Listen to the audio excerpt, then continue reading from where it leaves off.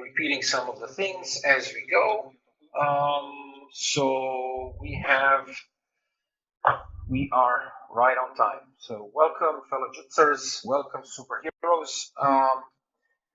And hi, my name is Luka, and I'll be your host for today. Welcome to another edition of Superhero League. Thank you for joining us on a weekly basis, and especially those of you who are rejoining us for week in and week out. We are getting better every instance, and we are learning a lot in each and every session. So before we start, I just want to actually do one thing. I want to send a massive shout out to my colleagues without whom this wouldn't be possible. So thank you, Leah, Alex, Omar, Albena, Mark, Eric, Gonzalo, and everyone else, especially Dincho, who is helping us on the technical side. So without you, this wouldn't be possible. And thank you so much. Thank you from the bottom of my heart. A couple of announcements before we start. So we have 2 tracks today. This is the main track, and we're going to also have the developers track. And in parallel, after we finish with the introduction part here. So a couple of announcements. So this solution that we're using right now is called Jitsi. It's a very good open source project. We are adapting it to fit our purposes. So from our angle, I have a couple of operational things.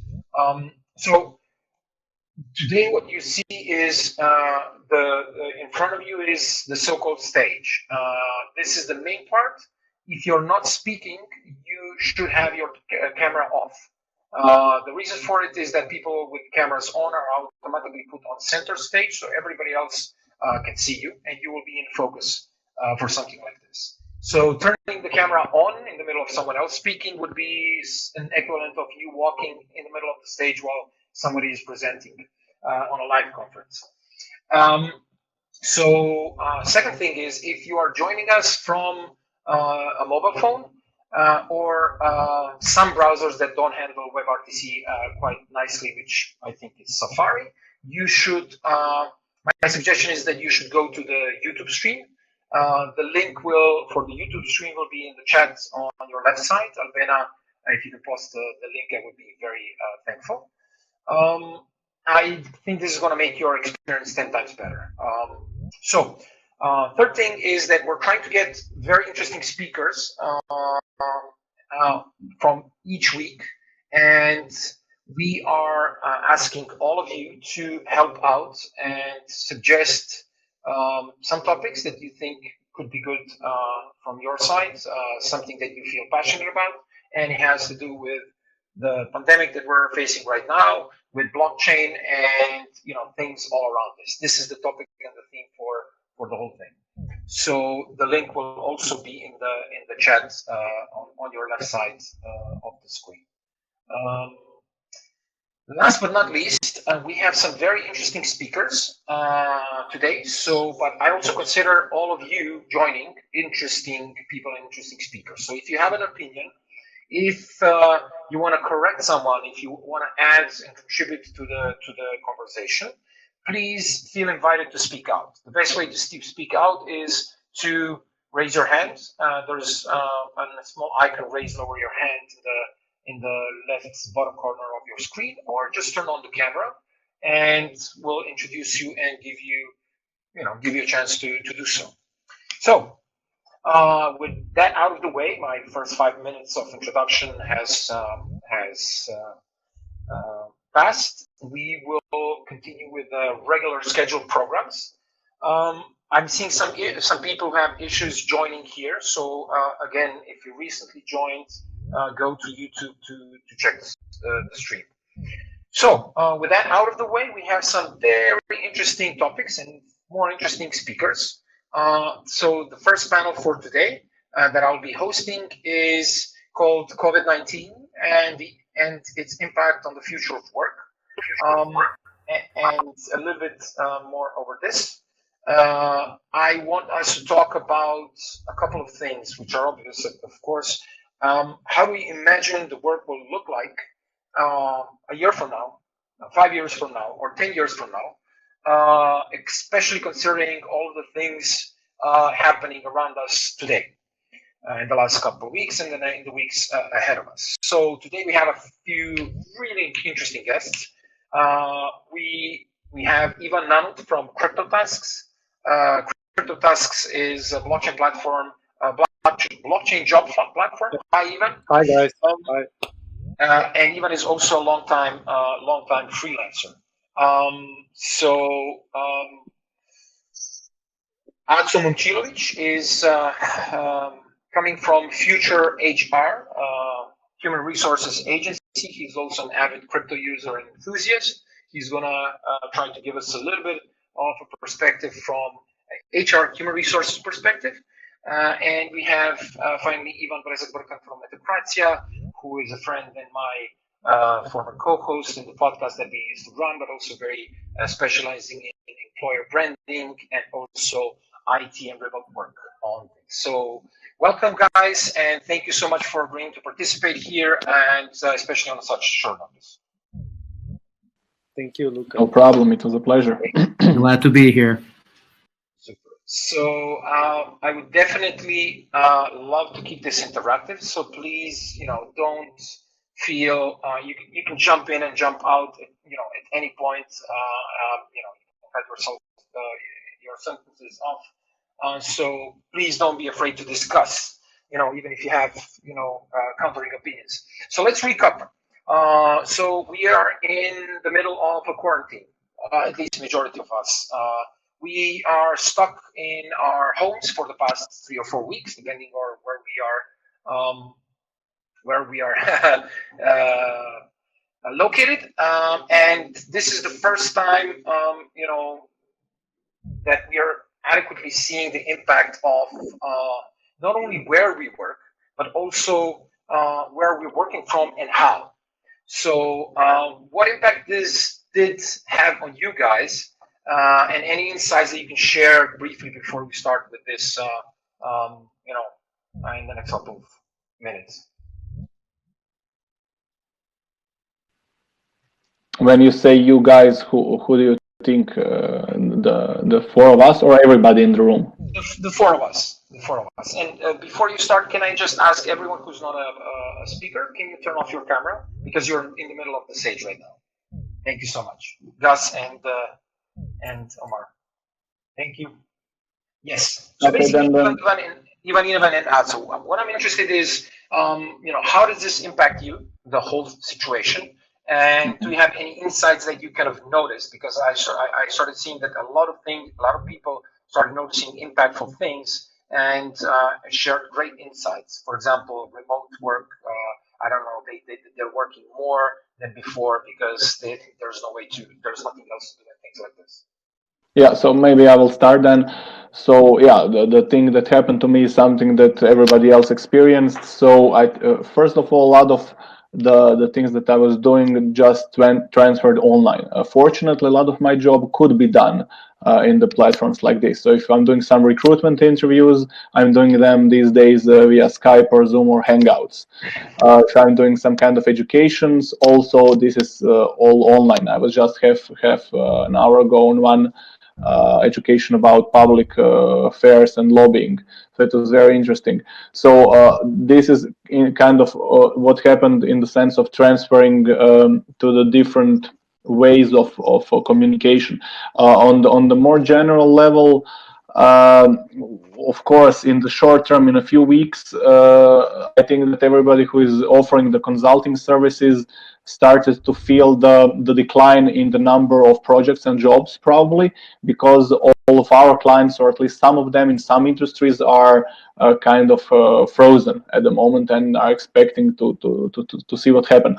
What was interesting that when some classical jobs and clients decline, a lot of new opportunities emerge. So, for example, specifically if we are speaking about the Croatia, there was one very important initiative that is just now being created. It is called the Voice of the Entrepreneur.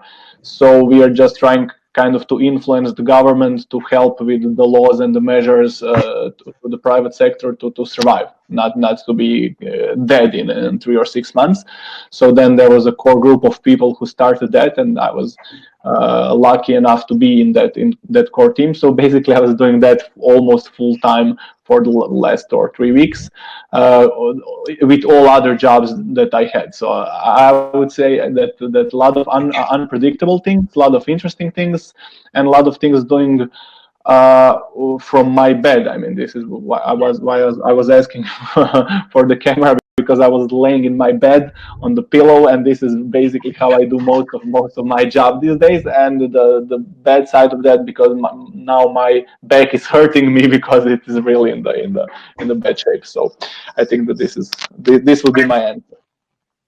That being said, I think, I mean, there's a lot of things happening currently right now, and what we're witnessing is this transformative way of, like, all of the things that people like Ivan and Ivan Nanut and you have been speaking about, we're going to start working remotely. We're going to have jobs.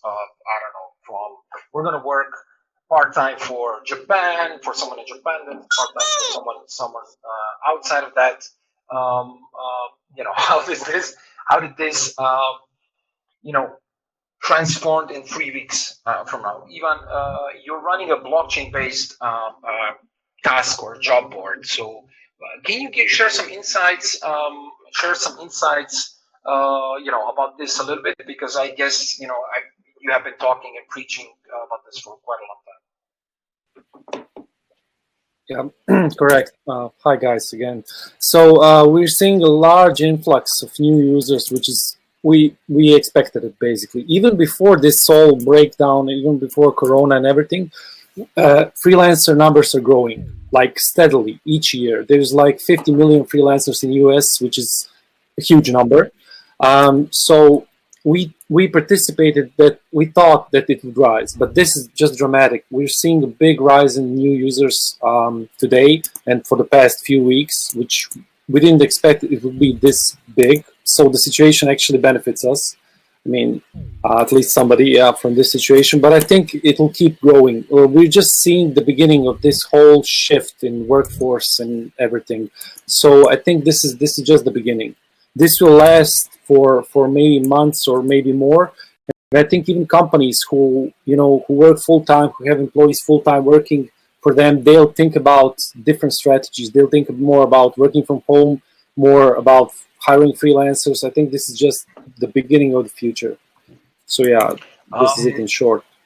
Okay, so but one, like Ivan, the other Ivan,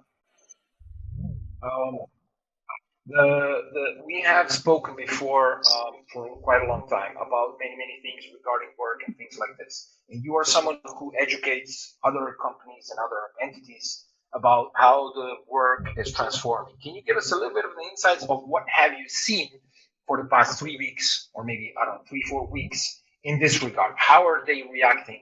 Like, how is everyone, in what way reacting? Is everyone reacting in the same fashion? Are they adopting all these new technologies? I don't know, maybe even blockchain technology, or are they still hoping that things are going to go back to the old one? Thanks, Luka. So honestly, from what I've seen, I wouldn't say that anything thinks it'll get back to normal.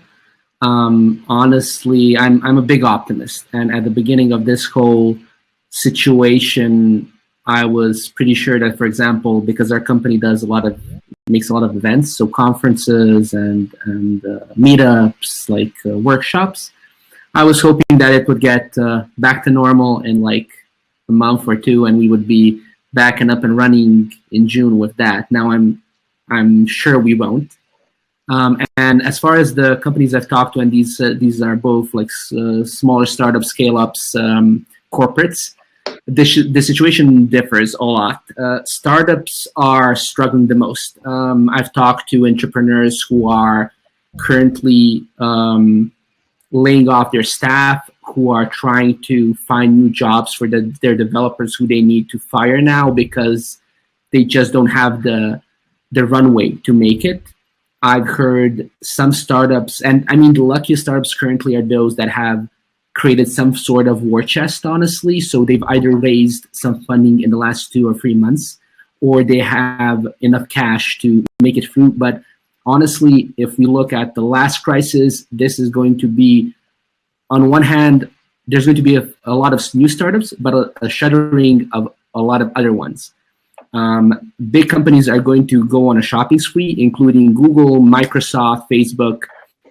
Anyone that has the cash to do it is going to buy up small companies for talent, for technology, and I mean, it's going to be a way for a lot of these teams to survive the crisis. As far as scale-ups go, it really depends on the industry. Croatia, as many do know or are interested in, has a GDP that is 20% tourism. So, for example, we have a lot of scale-ups and startups that are in tourism tech. They're struggling now. We're actually going to release a podcast in 2 weeks about the topic. And I mean, again, some of them have the runway, a lot of them don't, and it's going to be very hard for them. But as far as scale-ups go, it really depends on the industry. Some companies, they're having the best time of their lives, like gaming industry, even corporates, like, for example, Philip Morris, right? You don't kick some habits, right? So some companies are really doing well. As far as corporates go, most corporates have, honestly, like the techies in the corporates are very happy now.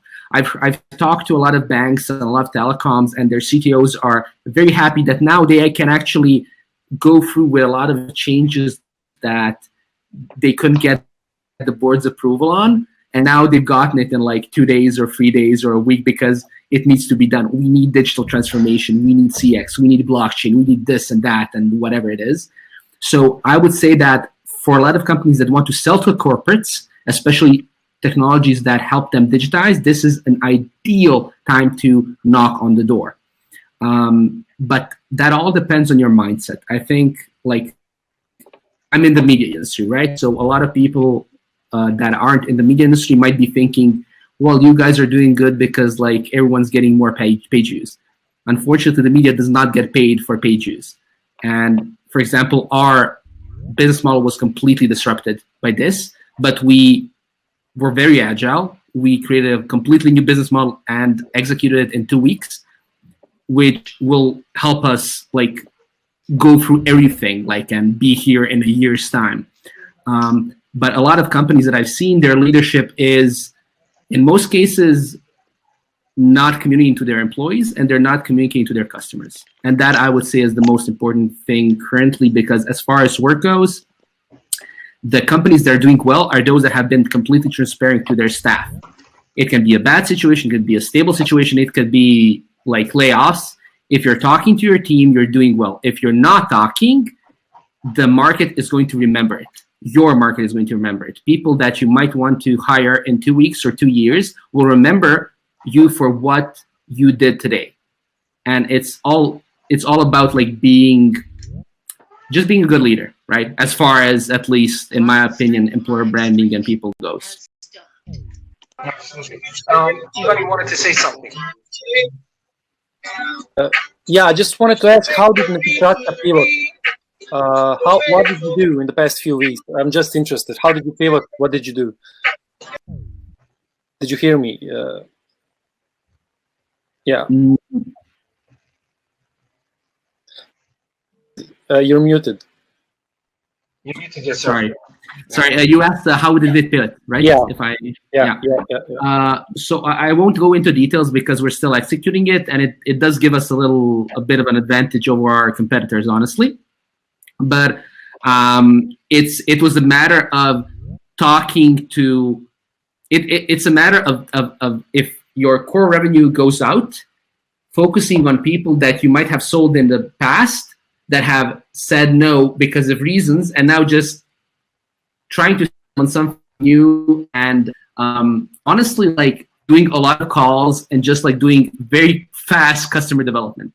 I've had, I'd say, 4 or 5 people, including Luka, who I've talked with in the last few weeks that have helped me shape this model. And it was just a matter of talking like 10 or 15 customers, seeing what they need, and just like repackaging stuff that we've done in the past in a new light.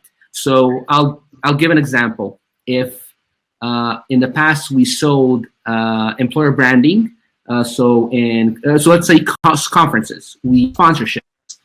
Our whole pitch now is, look, you won't be attending a conference in the next like a year. The people you want to hire won't be attending a conference in the next 6 months. You need to create content.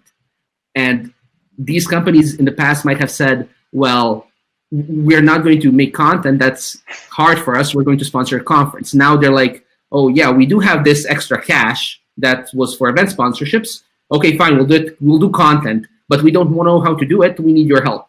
And then we're like, well, that's why you're here. So it's seeing where the problem has arisen and just shifting where you can help people. That's awesome. And it's about good customer development. So Luka, I just wanted to underline something that Ivan said and that Ivan said. So what is interesting from the HR perspective, and this is completely true, that we are going to have a lot of great candidates on the market, and this is already visible. I can see the number of CVs that I'm receiving every day. The managers, the top managers from every area of business is really good. And of course, the number of companies that are hiring is at the moment close to zero, but in the, let's say, 3 to 6 months is going to rise. And yeah, the biggest ones are going to treat themselves because they will have enough money and they will be able to choose. I mean, even looking at the United States, I think that there are now close to 10 million newly unemployed people. I heard 15. The numbers from today. From today, 15. I'm not surprised. Even 15. So this is going to be a killer. On the other side, what Ivan mentioned about the CryptoTask, and I think this is the good opportunity for the blockchain industry. The thing is that some professions will be able to work now and focus more to work all around the world. But the thing is how to transfer the money, because it's not easy. And following and looking the legislation in Croatia, what happened with the banking industry right now? So banking industry is losing a lot of money because they cannot get their loans paid. So the interests are down and the risk of every individual loan is getting higher. So they're going to lose a lot of money, and they know about that. So what they did, they raised the transaction fees. So basically, if you're using the traditional banks to transfer the money, then they're going to charge you more. So this is then, I think, that the great opportunity for the crypto industry and the projects like CryptoTasks, because then you can really earn money and transfer the money between the employer and the employee in a fast way and a more efficient way, and then the countries will be also under the pressure to regulate that kind of thing, I believe. You're absolutely right. But looking at it from this perspective, again, connecting it to the blockchain space and the crypto space, just to flip the perspective a little bit. So looking at it from a different angle. So this is not the first time that our society completely changed the cultural idea of work. Pre-industry times, you had work associated with a craftsman, like a bladesmith or an ironsmith or a shoester or something like this. And they were responsible end-to-end from delivery to customer support, crafting the whole thing, measuring the feet, and and then Industrial Revolution came, so people said, okay, this concept of work is not good. Let's take a new concept of work. Let's manufacture faster and cheaper by slicing this end-to-end. Let's have people doing repeatable tasks. So basically, that you can subspecialize and highlight. So the notion of a job became not a job, but it's basically a collection of small tasks, not necessarily related to each other. Because a guy creating a door in, I don't know, Volkswagen factory has nothing to do with the guy creating the wheel. And basically, it's just a set of actions. And then blockchain came in here and bring this to the next level. So how does blockchain basically accelerate this from pre-industrial, industrial, and now, I don't know how to call it, post-industrial, into the whole space? Well, I'm not completely sure about the blockchain, so Ivans probably are going to give a better answer. But the part of the answer is in what you said. So basically, we had before centuries and then decades to adapt to the new way of work and the new positions. And now we are in the position where we really have to adapt in the matter of, okay, not maybe weeks, but in the matter of months. So then those who will be able to adapt the new tools are going to have a significant advantage. So some of those who are technically skilled and who can stack few skills on one side are going to be really compensated greatly for that. But on the other side, what is interesting, I'm predicting that also some kind of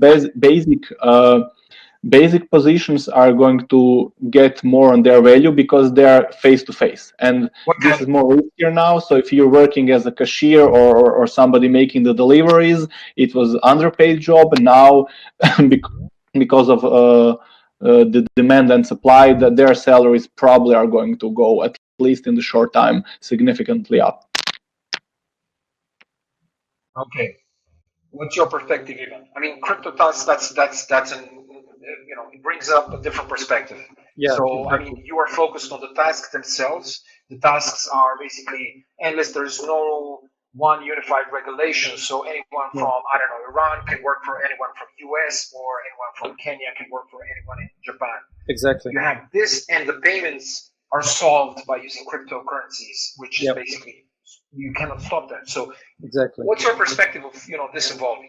I think this will spread worldwide. I think more and more people will try freelancing as their source of income, because they couldn't do it before because of the regulation, because of the fees, because of everything. And now with crypto, they can. As you said, people from Iran can work on somebody from Venezuela or United States or wherever. They can get paid in crypto. It's fast, it's seamless. It's not regulated yet. But still, I think it's a great opportunity for this niche in crypto space to rise, and I think it will. Also, one other thing, I think this will give rise to robotics in general, because big companies won't be able to, afford any other crisis or something. They will, I think, try to replace workers wherever they can with robots. That's also good for us, because then these people who get laid off will become freelancers. So, before this, as I said, you were having a steady rise in freelancers every year. Now we see a hockey stick pattern. I've seen some predictions saying that people in US will be like 80 or to 90 million of freelancers within the next 3 years. Now it's 50. This is insane. These layoff figures we got, so 15 million people got laid off in the last 3 weeks. This is unprecedented. I think this is a huge shift towards the freelancing in general. And crypto is just here to add. So it's a great combination. Interesting. And but one thing that I'm mostly curious about is that how is the world is not only about crypto companies and companies who adopt crypto. We have massive major corporations who still matter, who employ hundreds and hundreds of thousands of people, and industries who employ 10 times that size. And they're still, what I saw in my previous experiences, they are coping with this catch-up phase. They're having trouble catching up even with things that we're doing right now. If this was pitched, let's do an online conference, let's do an online panel discussion to someone from, I don't know. Let me give you an example. Yeah. So I think that the biggest companies on the world, Fortune 500, are at least some of them aware of that, and they are strategically preparing for that. So, for example, even before this crisis, there was information in the article that Amazon is preparing for the upskilling of their employees. So this is going to be and it is for some time the new buzzword, like upskilling. You need to get the new skills to your people, and imagine the scale on which they are doing it. So basically, Amazon is doing it for no less than 100,000 of their employees. So basically, what they budgeted only for this educational project, for that purpose, I think it was more than $700 million. So, and this was planned, I don't know, maybe 6 or 12 months before. And now with this situation, I think that many others are going to follow that path. True. Ivan, you wanted to say something, Brezak? Yeah, I mean, honestly, looking at just from a more outside perspective, if we look at it from outside the blockchain space, I think that even for people who don't know what they could use blockchain now, it's an opportunity where everyone is listening for new opportunities, right? So people are looking towards the media, they're attending more webinars, they're, for example, reading more blogs, podcasts, etc., etc. We have their attention, and this is a real opportunity to educate them in what blockchain solutions can help them with, right?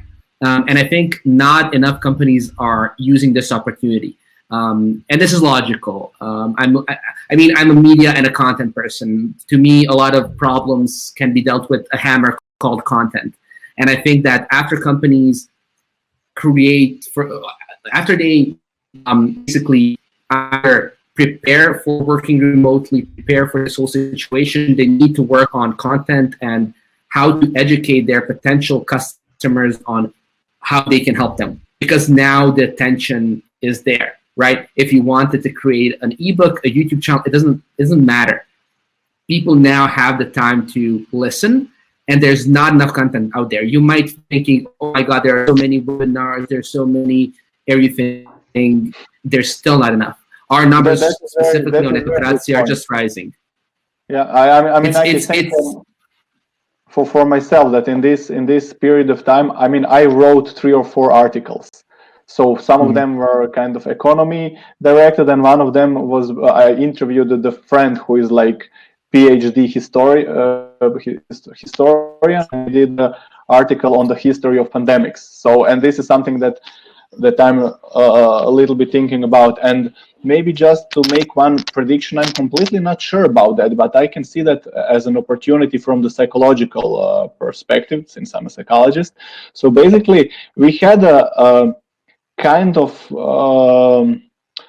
a situation in the business world where extroverts were kind of they had a better chance for progress inside of the companies, because of the connections they can make, the mingling and everything. So now this time maybe it's time for the introverts to shine, because you cannot go very often into large group of people and you can interact with them directly. So this is like more or less one-to-one communication or one to a few or something like that. And then we have also this problem of potential stress and fatigue for the extroverts, because on anecdotal level, I even now recognize some people who are used a lot of communication and they're right now trapped in their homes, so they're kind of under stress because they cannot live their lives as they used to before. So I think that maybe in the future the balance will be kind of regained between the extroverts and their appreciation and the introverts. That's a very good point. And honestly, if again I look at it from like content based, I talked to one of these companies whose whole business model, or not whole business model, but their sales strategy was based on their salespeople going to events, big conferences, going to live meetings and selling there. What happened now is those events are not there. They need to sell through emails. They need to sell through, they've done calls before, but now their whole sales process needs to be based on writing an email. Yeah. That's hard for a lot of people. Media and way of communication. Completely different. And people, as you said, are used to going into offices, talking over coffee. And honestly, and I've noticed this, even from, I think a good example, and I've found this meme is, again, dating apps. There's a meme on Reddit that said something along those lines, those poor boys, now they need to talk to girls, that now they can't ask a girl out for coffee. They need to chat with her for weeks and weeks and weeks. And that's going to be a problem. And I think the same applies to businesses. People don't know how to write effectively, and they don't know how to communicate remotely, like freelancers, for example. And I think that makes, if we talked about freelancers, for example, that's a strategic advantage for people who have worked remotely for 10 years or 15 years or 5 years, and are used to talking on Slack and stuff like that. this is a life skill. You can't learn that in 2 weeks. So there might be a opportunity there. And not even to learn, but there's going to be a shift in the whole consumer behavior, to say. And the thing is, I think there is a difference between people who are used to use collaborative tools, for example, Slack or Teams or other Monday, for example, we are using now. So you have people who are already used to that and know how to use it and are kind of friendly with that, and those who are really going to struggle to transfer their jobs and the communication with other team members to those softwares. Yeah, I had this feeling. Sorry, Ivan. Just to finish up. No, go ahead. I had this feeling that people who were on forums, 4 or 5 years ago, even moderators who are used to handling a lot of people, being online and communicating with them, have a really natural advantage now in communication. Yeah. True. I just wanted to add to one of your earlier replies, Ivan, about blockchain. Yeah, this is great opportunity for blockchain and for us who are doing these freelance marketplaces. However, I think the blockchain integration needs to be seamless. Now we have a lot of people, looking for better solutions to work easier, and it needs to be seamless. So I think we took advantage of that because we have a hybrid system and people actually don't know the blockchain is behind the tech. So I think this is really, really important in gaining traction. Just wanted to add that. Seamless experience, absolutely. Guys, I know you have tons of things to share, and I can go on and on and on like this with three of you. That's why I called you. But we have 3 minutes left before jumping on another call on the second panel. Two things. First, maybe closing statements, or I don't know, what's the work going to look like 5 years from now in 2025? Are we going to work? Are we going to use cryptocurrencies and blockchain? Are we going to be gig providers? Are we going to have granularity, things like this? That's the first one. The second one is, if in the meantime, if anybody from the audience has anything to add, comment, or add, raise your hand. Maybe we should give the audience the chance to ask the question first in those 2-3 minutes. Absolutely. The main question from my standpoint, what I'm looking right now, is that if you asked me 2 years ago what's the future of work going to be like, I would say more like a gig economy, like Uber and Glovo and Volt and all of these things. But what we're seeing is that they're also hit severely by this. So what is next? How do we tackle this? I mean, how do we go from here? Where do we go from here?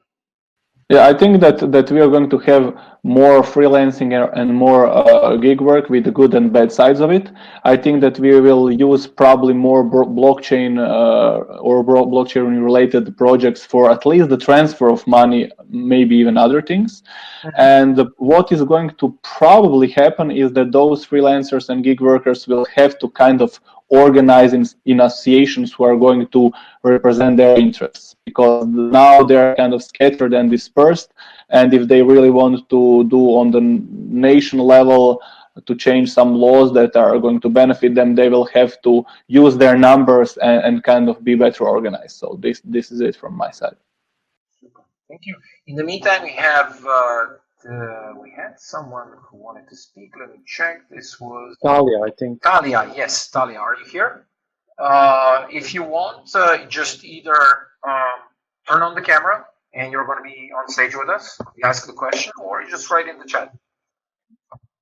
Whatever you prefer. Hello, can you guys hear me? Yes, loud and clear. Welcome. Okay, sorry, for some reason my camera does not work, but I have a good question. Could the use of blockchain in the healthcare industry help to prevent future pandemics? That's actually a very good question. And if I can take this one. Coronavirus is really going in a good hand for all of you. Yeah, absolutely. Yeah, you take the question, Luka. Okay. Sorry? Yeah, preventing. I don't think prevention is possible. One thing that can be done, what we've seen, and this is what we discussed 2 weeks ago and a week ago, and we're going to probably discuss next week. Blockchain can help in many, many ways. So what we're seeing is an erosion of many things. Privacy on one hand, governments are using this to lock on everyone.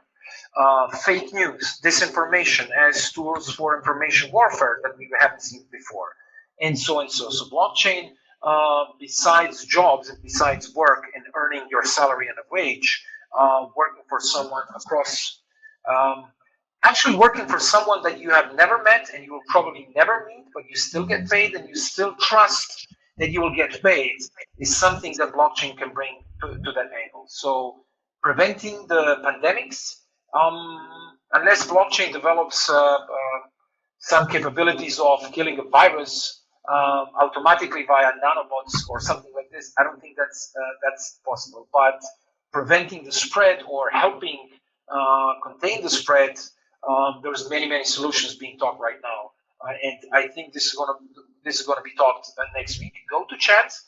We have a link for recommendations or suggestions about the topics that you want to talk or discuss or present next week. Use it, let us know, and we'll get in contact. I think this is a very important topic and very interesting topic. With that being said, I want to thank you, Ivan, Arso, and Ivan, so much for joining us and giving your perspective. Very interesting discussion from all ends. We still don't know how work is going to look 5 years from now, but I guess this is very hard to predict, because I guess everything you say right now, is going to be wrong probably. And just like anything 5 years ago said about 2020 is completely wrong right now. So thank you so much for joining us, and see you next time. Take care. Thank you for the invitation. Thank you, Dania, for the question. We're going to take a very short break just to remind you about a couple of things while we are preparing for the next panel. And the next panel is social distancing, being a disruptor currently, and how can peer-to-peer platforms like Superhero create new independence and new empowerment, especially when it comes to jobs and things that we just spoke in this panel. So we have, please welcome, warm applause. I know you're muted, but you can still applaud from home. Please welcome Leah Stuhlträger. I hope Stuhlträger and Daniel Klasch. Leah is the interim CMO of Eternity, and Daniel is from Mitglieder den Vorstand Clubkommission from Berlin. Is that correct? Yes, the Club Commission, board member of the Club Commission in Berlin. Okay, so you're going to tell us a little bit more about, you're going to present a little bit more about what is actually Berlin Club Commission, and then we're going to jump into the discussion, okay? Well, the Club Commission is basically the lobby organization for the Berlin club culture. So we represent all the interests of the clubs, which are many, basically, and we're talking to administration, to politicians on a local level, as well as on a federal level.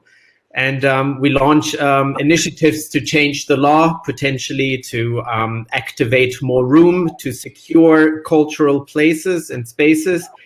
And we are talking about conditions of work and city planning, culture of the night, economy of the night, as the club culture was responsible for more than 1.5 billion euros the year of 2018 in Berlin.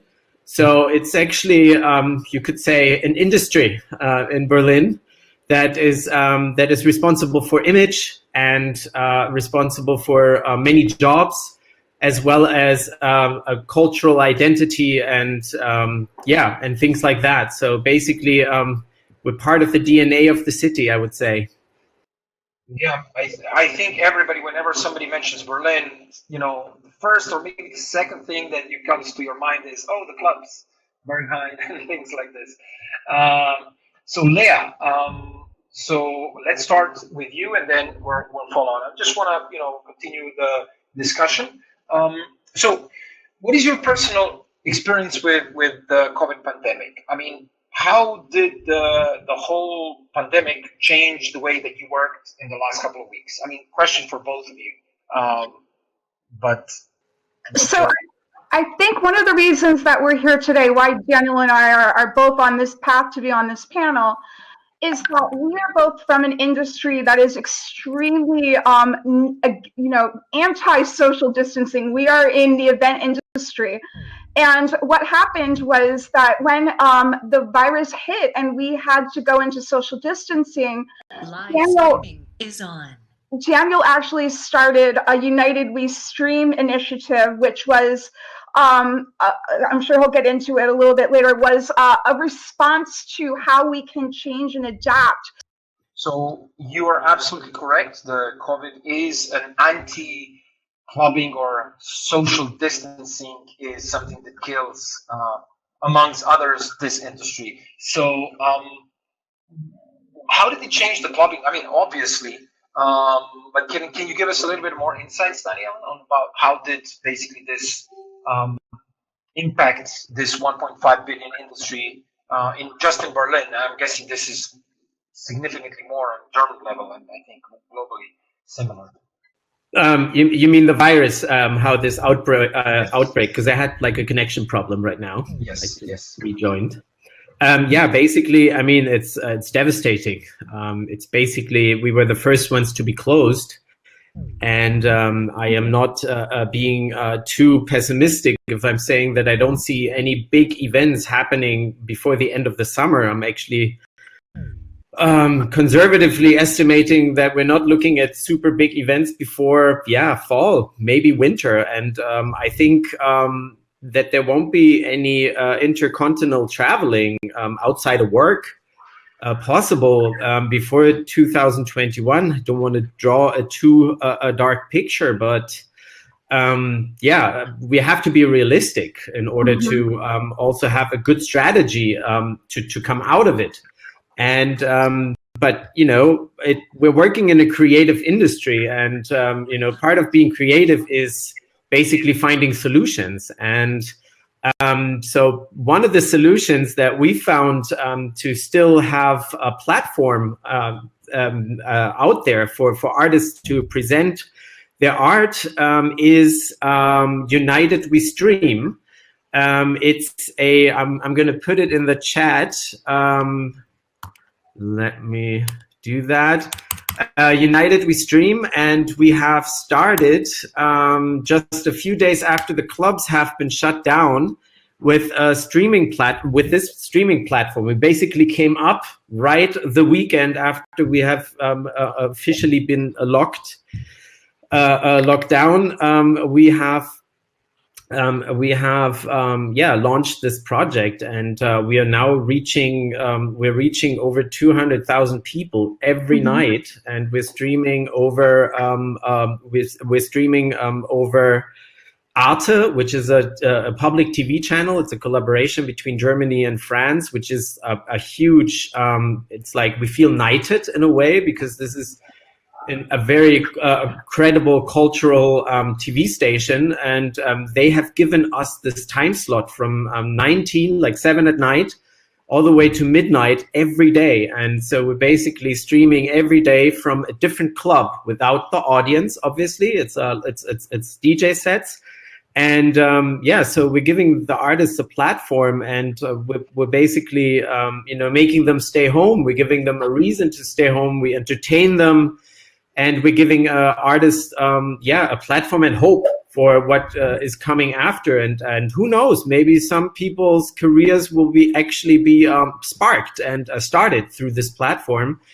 So I'm actually, because we've been talking about how working is, and I've been much busier than before. It's unbelievable. I'm literally working 14 to 16 hours almost every day, and private life that. Ever since the lockdown came and everybody thought, okay, vacation, like work has literally started, and it's like we're basically already talking to all kinds of cities all over the world because they want to adapt this. And so we actually have a global group that is kind of rolling it out to other cities. And So yeah, it's a huge solidarity, and it's our way of dealing with the situation. What will actually come out of it, who knows? But it's a good way to keep busy and to keep everybody on their toes.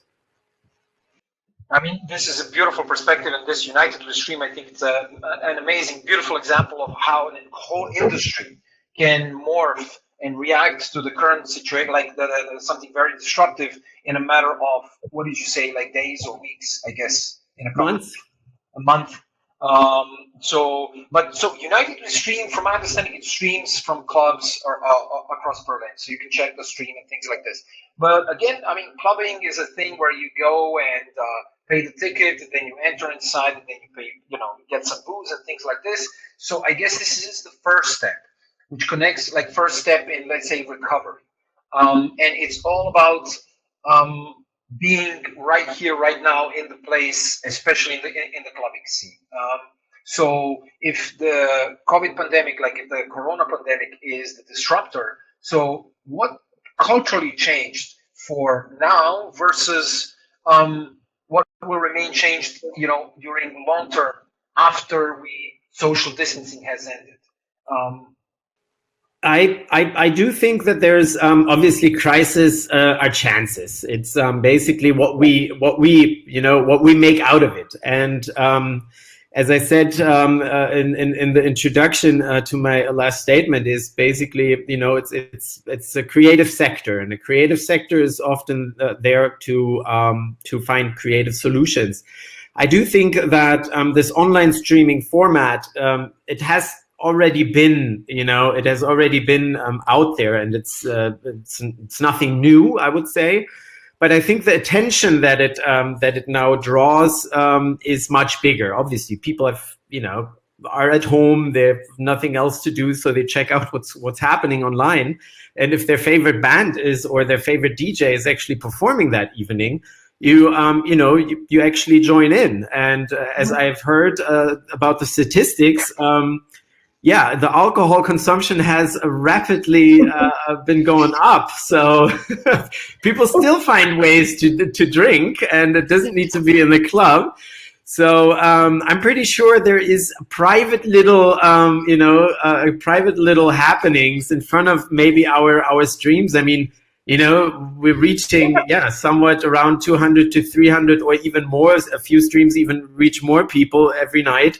I'm sure there's people enjoying that, and if you have your family living with you or friends, even you're allowed to be with the people in your apartment, then I'm sure we bring some joy as well. But it is not the same, and I do have to say that it's not the same to enjoy being in a safe space like a club. Like, I'm not talking about discotheques, and that's also a very important distinction. I'm talking about this cosmos of a club, to belong to a certain scene, to have a community that we know people, there's friends, acquaintances, and then having this great experience of experiencing music all together, and in this circle of people, is just something magical. It's kind of like it's the dance around the fire, and the fire is basically, the DJ, the dance floor. And it's a ritual in a way as well. And Berlin has definitely made it to be original, and it's now, sending its vibes to the world. And this is actually a very great way to do it, the streaming format, because we do reach parts of the world that probably have never seen most of the DJs that we are able to stream. And this is really nice. Hi guys, I was trying to talk, but I think I'm muted. We can hear you right now. Okay, cool. So I wanted to just kind of jump in there and say that one of the reasons we're both here today, Daniel and I, is because that even though in times of great change where we get thrown like things that were not expected, there comes points where that change is not going to go back to the way it was, that people have grown or learned or are maybe considering things in new ways. Sometimes that's good, sometimes that's bad, but it's never all good or all bad. So we are faced now with a future that it will get back to more normal, but that more normal will also carry with it an experience where we experience something that changed. So when you're talking about the future of work, and Daniel's touching on like music really, and not just music, but live streaming. If you look on even Instagram, people live streaming, like different festivals that were canceled being live streamed, whether that's film or performance, all of that. All of a sudden you have these ideas where everybody said, you know what, we can't work remotely. We need to have everybody in their place. Oh, you have to be in the theater to experience a dance performance, or you have to be in the club to experience a club performance. All of a sudden, we're faced with these moments where we have to accept that there's change, and it will actually make people rethink, hey, is it worth me spending X amount because I just spent 2 months being as productive in my work in my apartment than paying for my office space? Or, for example, with SuperheroLeague, the project we're doing, and one of the reasons I'm excited to have Daniel on here is that we're working with content people and all of these people that said, hey, I'm not going to have gigs in a while. How am I going to do this? And making that leap, whether they're a poet or a musician or a gamer or, 3D printing, you name it. There's people, moms at home cooking, you name it. People are actually making content now and trying to find ways to develop their career in a digital format. And I really feel that that's something that's never going to go back exactly to where it was, because there's so much potential in there. Absolutely, and just to connect to what Daniel said is that maybe some of these DJs will be using this and being discovered. I mean, we just need to roll back like 10, 15 years ago when the internet itself started. Musicians, it took them a while. I mean, the creative industry took a while to kind of catch up with this, but not anymore. Because what we're seeing right now is like a rapid morph of the whole art, I don't know how to call it, but let's say creative industry economy into this. So that brings me to the next question. So what is, like, when you're looking from this, we will learn, and we have learned quite a lot from the just 4 weeks that happened. Remember, 4 weeks ago, everything was fine. We were still clubbing, we were still going to concerts. I was, I bought 3 festival tickets this summer. I was so hoping to go. And all of a sudden, boom, in 4 weeks, we have learned a lot. So, but how is the future of work in the creative industry going to look like? What is the future of being a freelancer, like a free roaming artist in art or music, going to look like? It doesn't matter if pandemic stops today or a month from now or a year from now. What do you think? Well, I do once again, I don't want to draw a black picture, but I do think that we will have, we will be looking at, definitely a market shrink, like a market a decrease in the music business when it comes to artists and shows and clubs and venues and festivals. I spoke to Michael Stangl from Boiler Room. It's a very big international streaming platform just before the panel here, and he threw in the number of 40 to 60%. I was like, whoa, that's a lot. But yeah, I mean, this this industry also lives off the international bookings and and people and artists, moving from continent to continent. I mean, even the guests these days come from all over the world to festivals, and this will drastically change. So I do think it will be going back more into a local scene, which is not necessarily a bad thing, because it also, strengthens resources on a local level, and it doesn't strain our planet as much. And I think people will actually appreciate what's potentially out there on a local talent level. So I think we will have we're looking at this a little bit more. People will be more humble with what's in their surrounding. I think the agent's work might actually decrease a little bit in terms of importance. But yeah, I don't know if the actual work, like how you work, will change so much, because this is not a system failure. It's a health crisis. So we don't have to completely change our system in order to make it work in the future. We basically just need to be a little bit patient, and then we can, like, grow again. There will be changes, but I think they won't be as drastic as a lot of people are trying to argue. That's my position on that. I have a question in something that you just said, because when I look at it, we were in for the last 2 or 3 years, one of the most sort of growing industries was the experience-based industry. And so it was these experiences, whether it's music or art or experience spaces, everything, whether you're leaving or stepping out of who you are just for a few hours or for a weekend. That was one of the biggest sort of growing industries.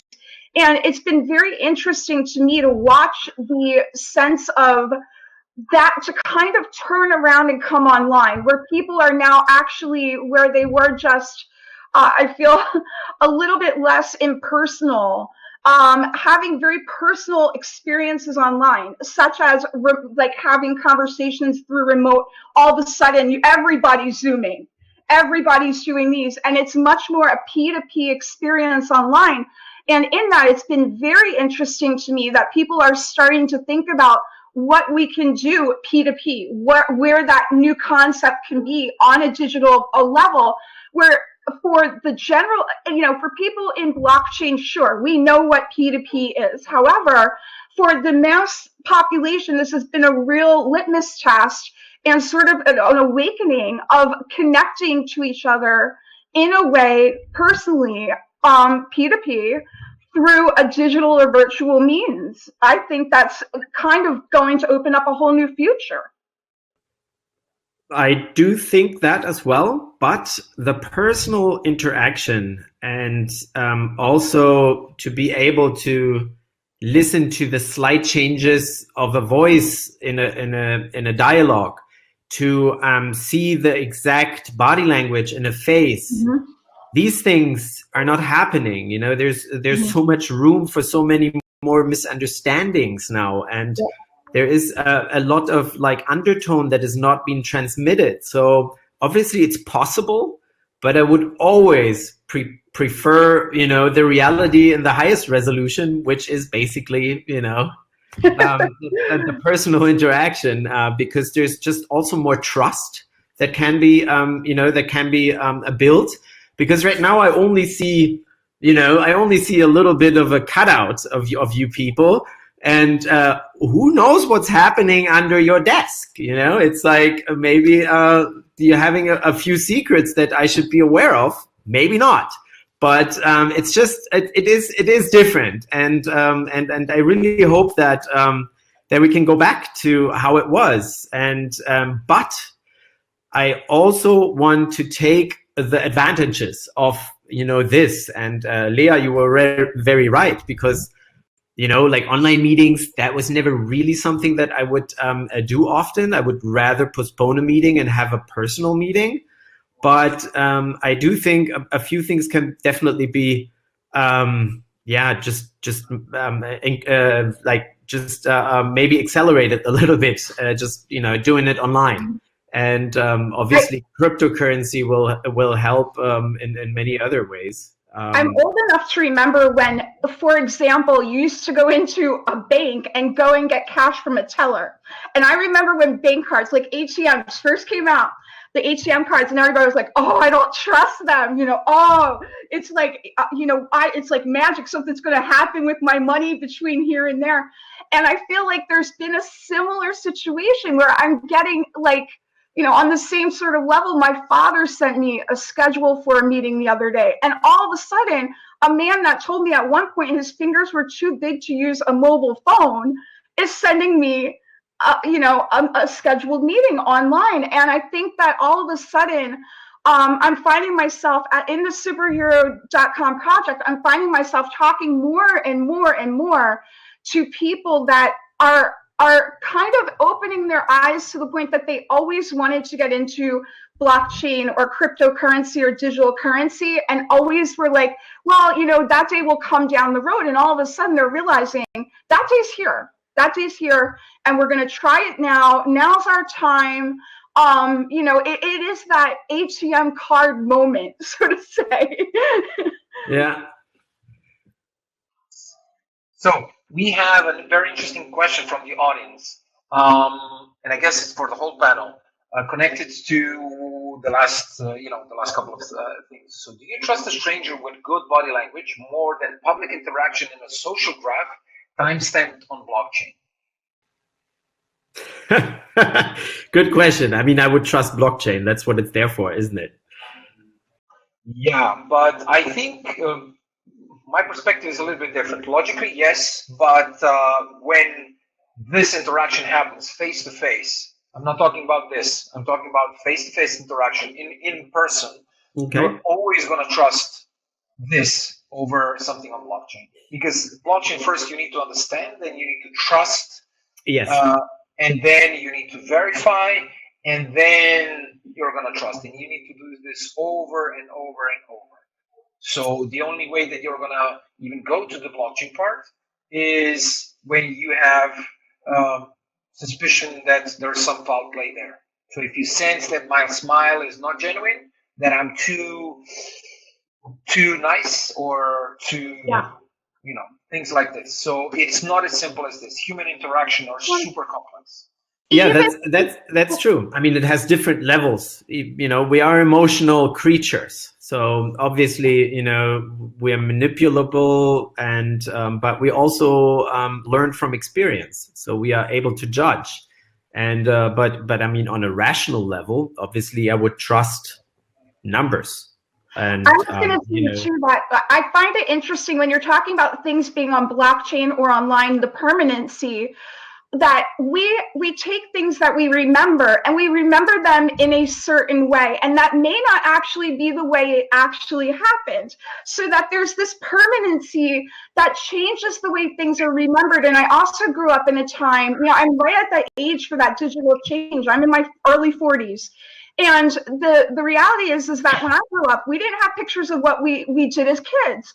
And I had some wild times, some of which, you know, people come up to me and they're like, do you remember, you know, ABC? And I'm like, no. But if there was a social media, blockchain, whatever, to like document that, how does that change our record? And actually and to the future of work, what does that record actually mean to who we are as we grow into adults?